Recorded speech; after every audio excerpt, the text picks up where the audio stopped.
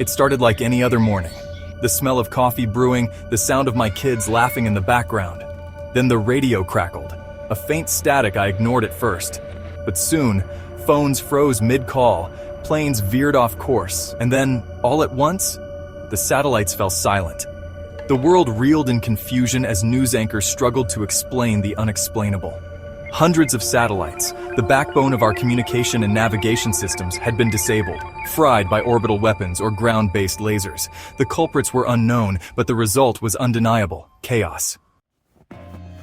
Flights were grounded as navigation systems failed, and ships drifted aimlessly in the vast ocean, their positions lost. Emergency services faltered without communication. Fires burned unchecked, and ambulances sat idle. The digital age that had powered so much of our modern existence ground to a halt, and with it, our sense of normalcy. Supermarket shelves emptied within hours. People bartered gold for water, but the growing realization hit hard. No amount of wealth could replace what was gone. Flights were grounded as navigation systems failed, and ships drifted aimlessly in the vast ocean, their positions lost. Emergency services faltered without communication. Fires burned unchecked, and ambulances sat idle.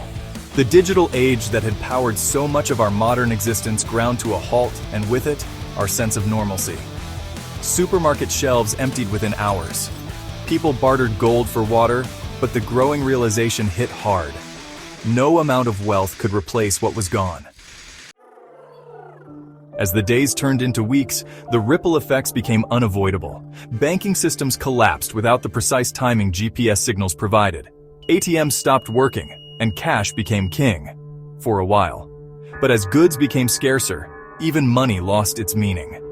In cities, desperation led to riots. Traffic lights failed, leading to gridlock and accidents. Water systems shut down, leaving entire neighborhoods dry.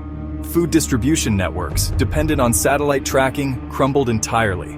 Smoke filled the air as fires raged and looting intensified. Violence became the currency of survival. Rural areas fared marginally better. Farmers, still connected to their land and manual tools, began trading among themselves. Barter systems emerged, and skills like carpentry and blacksmithing became vital. But even in these quieter corners, the silence weighed heavy. Without communication, the isolation grew oppressive. Governments declared martial law, attempting to restore order. But without functioning communication networks, coordination was impossible. Military trucks appeared in some areas, distributing supplies. But they could only do so much without fuel or functioning vehicles. Communities were left to fend for themselves. Ham radios, once thought obsolete, became lifelines. In pockets of resilience, engineers and tinkerers worked to revive old technologies, piecing together scavenged parts to create makeshift solutions. I remember one night, standing guard with a neighbor over a small pile of rice. The weight of that moment, protecting food as though it was gold, was unlike anything I'd ever imagined. My children grew quieter each day, their questions fading into an unsettling acceptance. I couldn't decide which was worse, their hunger or their understanding. Months passed and the world began to adapt to its new, slower rhythm. Small groups formed, pooling resources and rebuilding fragments of what was lost. I'll never forget the first time we made contact with another group using a cobbled-together radio tower. Just hearing another voice, knowing we weren't alone, was enough to keep us going. The nights were eerily quiet without the hum of modern life. But as I looked up at the sky, I saw the stars more clearly than ever before. Without the glare of city lights, they shone brilliantly, both beautiful and haunting. The blackout wasn't the end of humanity, but it was the end of the world we knew. Instant communication, global navigation, all the conveniences we took for granted, they were gone, replaced by something slower, something simpler.